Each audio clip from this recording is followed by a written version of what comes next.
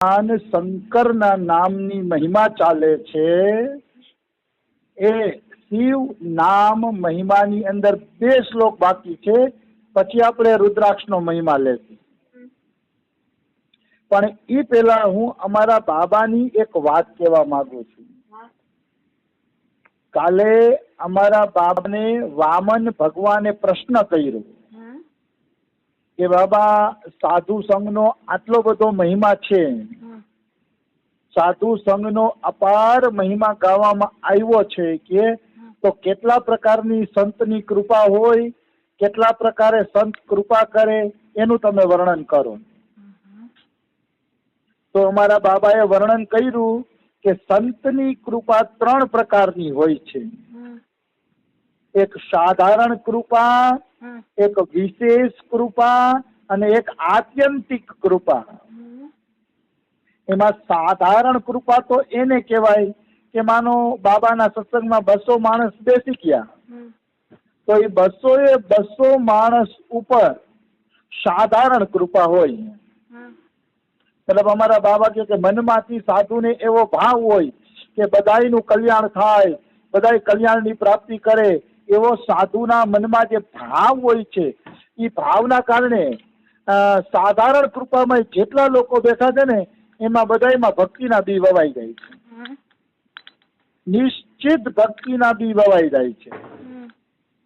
પછી બાબા બોલ્યા સાધુ સંગ સર્વ શાસ્ત્રે કઈ, લવ માત્ર સાધુ સંગે સર્વ સિદ્ધિ હઈ. બધાય શાસ્ત્રો એમ કહે છે કે લવ માત્ર સાધુ સંગ થઈ જાય તો બધાય પ્રકારની સિદ્ધિ મળી જાય છે. લવ માત્ર સાધુ સંગ થવો જોઈએ. તો લવ એટલે તો સેકન્ડ ઓછો ભાગ. તો અમારા બાબા કે લ્યો એટલા સાધુ સંગમાં શું તમને મળી જશે કે શાસ્ત્રમાં આટલી મહિમા ગાવામાં આવી છે. લવ માત્ર સાધુ સંઘના આટલી મહિમા ગાવામાં આવી, પણ લવ તો બહુ ઓછો કહેવાય, 1 સેકન્ડ નહીં. તો અમારા બાબા કે 1 સેકન્ડ પણ કોઈ સંતને મળવા આવ્યું અને સંતને એના ઉપર કરુણા વરસી ગઈ કે આહા આ કેટલી શ્રદ્ધા લઈને આવ્યો છે, 1 સેકન્ડ કરુણા વરસી ગઈ તો એનામાં ભક્તિ રૂપી બી વવાઈ જશે અને લવ માત્ર સાધુ સંતથી ધીરે ધીરે ભગવાન પાસે પહોંચી જશે. લવ માત્ર સાધુ સંઘ કઈ ઓછી વાત નથી, બહુ મોટી વાત છે. નિશ્ચિત રૂપે તમને ભગવાન પાસે પહોંચાડી દેશે. એમાં કોઈ એટલે કોઈ પણ પ્રકારની શંકા નથી. એટલે અમારા બાબા કે લવ માત્ર સાધુ સંઘને તમે નાની ન માનતા, એટલો સંગે પ્રેમનું બી વાવી દેશે અને એ બી એને 4-5 જન્મ પછી ભગવાન પાસે પહોંચાડી દેશે.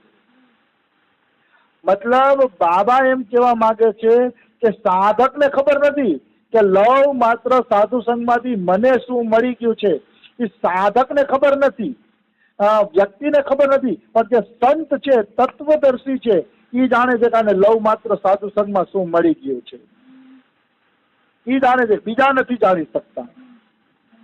આવી વસ્તુ છે. એટલે લવ માત્ર સાધુ સંઘ પણ બહુ મોટી વાત છે. અને રામાયણમાં તુલસીદાસે આ જ કીધું છે, તાત સ્વર્ગ અપવર્ગ સુખ ધૈર્ય તુલા એક અંગ, તુલન તાહી સકલ મિલી જો સુખ લવ સત્સંગ. લવ એટલે સેકન્ડનો 6થો ભાગ. 1 સેકન્ડના 6થા ભાગનો જો સંતનો સત્સંગ મળી જાય તો મુક્તિ કરતા ને બધાય કરતા આગળ છે, બધાય કરતા આગળ છે. બધી જગ્યાએ લવ માત્ર સંઘની મહિમા ગાવામાં આવી છે. એટલે લવ માત્ર સાધુ સંઘને પણ મનુષ્યએ નાનો ગણવો જોઈએ નહીં. એ પણ ભક્તિનું બી વાવી દે છે અને પછી જીવને ક્યાંય પહોંચાડી દે છે, નિશ્ચિત પહોંચાડી દે છે. એમાં કિંચિન માત્ર સંશય નથી. આવી વસ્તુ છે.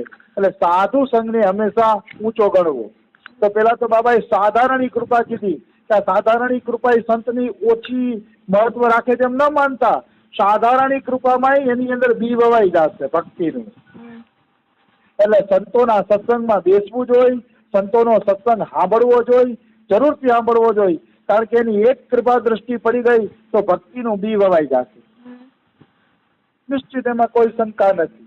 એટલે આ તો સાધારણ કૃપા થઈ. પછી થઈ વિશેષ કૃપા.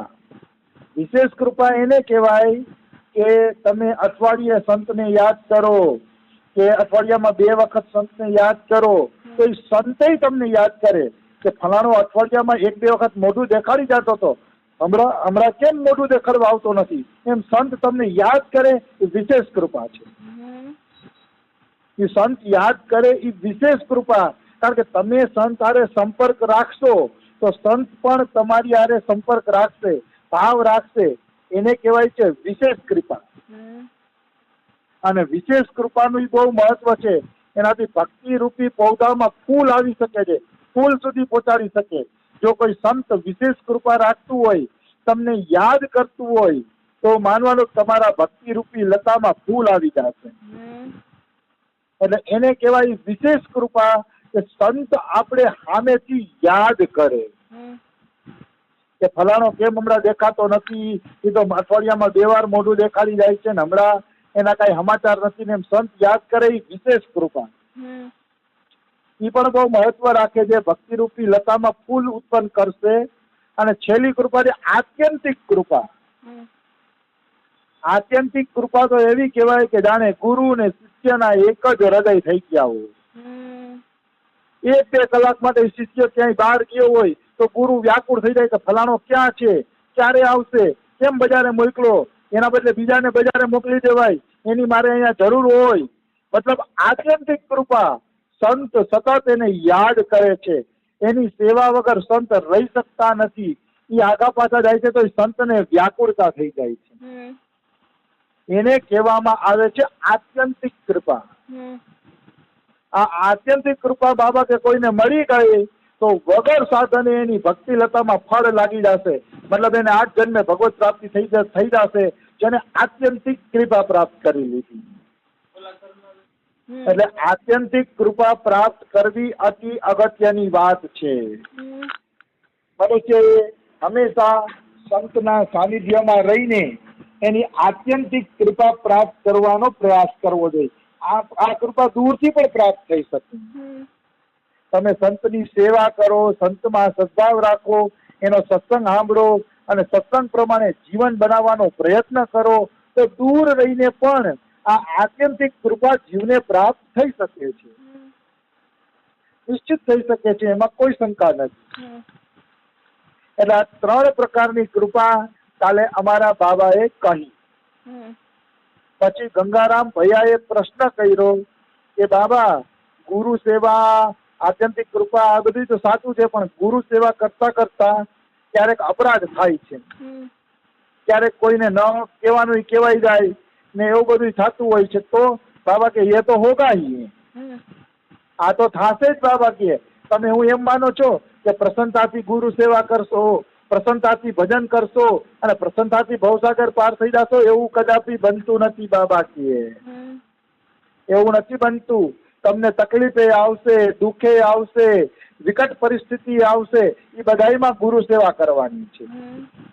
એમ નહીં કે દર વખતે ગુરુ સેવાનો રસ જ મળશે રસગુલ્લાની જેમ. બાબા કે તો પરિસ્થિતિ તો આવશે, એમાં બુદ્ધિ પ્રમાણે નિર્ણય લઈને બને ત્યાં સુધી કોઈને દુઃખ ન લાગે એ રીતે ગુરુ સેવાનો પ્રયત્ન કરવો. બાબા તો ગંગારામ ભૈયા કે પણ બાબા, ગુરુ સેવાના કારણે ક્યારેક લૌકિક લોકોનો સંપર્ક થાય, લૌકિક લોકો હારે વાતચીત થાય, એવું બધું થાય છે. દાખલા તરીકે માનો અમારા બાબાના આશ્રમમાં ડંકી ખોટકાઈ ગઈ, તો ડંકી ખોટકાઈ ગઈ હોય તો જો ડંકી વાળાને બોલાવવો પડે, એની હારે લૌકિક વાત કરવી પડે, હા હોકારો દેવો પડે, ડંકી શું ખોટકાઈ ગઈ છે, શું વાંધો છે કેવું પડે. તો ગુરુ સેવા કરતા લૌકિકોનો સંગ તો થાય ને, અને લૌકિક હારે વાતો થાય. તો કે બાબા આમાં લૌકિક સંગ કરવો પડે છે, લૌકિક વાતો કરવી પડે છે, તો એ ગુરુ સેવામાં શું નુકસાન કરશે પૂછ્યું એ. બાબા કે અરે તું લૌકિક અલૌકિક છોડો, તમારી સેવાથી ગુરુ પ્રસન્ન છે તો લૌકિક અલૌકિક જે વાત કરી ભજન બની ગયું. બાબા મૂળ વાત શું છે, ગુરુ અથવા તમારા ઈષ્ટ ભગવાન તમારા કર્મથી પ્રસન્ન છે, પછી કર્મ તમે લૌકિક કર્યું, લૌકિક વાતચીત કરી, એ જોવામાં આવશે નહીં. કર્મ ગમે એ કર્યું તમે, પણ તમારા ગુરુ, માનો ગુરુ પ્રસન્ન છે, ડંકી નથી, માનો ડંકી ખોટકાઈ ગઈ, આશ્રમમાં પાણીની સમસ્યા થઈ ગઈ, તો એ આશ્રમમાં પાણીની સમસ્યા દૂર કરવા તમે ડંકી હમી કરાવી દેશો અને ગુરુ પ્રસન્ન થઈ ગયા કે વાહ રે વાહ, ડંકી થઈ ગઈ તો ચિંતા ગઈ, તો ગુરુ પ્રસન્ન થઈ ગયા તો એ લૌકિક કાર્ય ભક્તિ બની જશે બાબા. એટલે ગુરુ સેવામાં કે ભગવાનની સેવામાં લૌકિક કાર્ય છે કે અલૌકિક કાર્ય છે એ જોવાનું નહીં, કેવળ ઈષ્ટની પ્રસન્નતા જોવાની કે મારો ભગવાન પ્રસન્ન થાય છે કે નહીં. જો ભગવાન પ્રસન્ન છે તો પછી કાંઈ જોવામાં આવતું નથી. બહુ સીધી ને સરળ વાત બાબાએ કરી દીધી, એમાં કોઈ એટલે કોઈ વસ્તુ નહીં જોવામાં આવે. લૌકિક શું અલૌકિક શું, ભગવાન અને ગુરુ પ્રસન્ન છે પછી શું વાંધો છે. પૃથ્વી રાજાના 99 યજ્ઞથી ભગવાન પ્રસન્ન હતા, તેને 100મો યજ્ઞ ન કર્યો કે ભાઈ 99 યજ્ઞથી ભગવાન પ્રસન્ન છે અને ભગવાનને દર્શન આપ્યા તો 100મો યજ્ઞ શું કામ કરવો. યજ્ઞનું ફળ છે ભગવાનની પ્રસન્નતા, એટલે પૃથ્વી રાજાના 99 યજ્ઞથી ભગવાન પ્રસન્ન હતા. ભાગવતમાં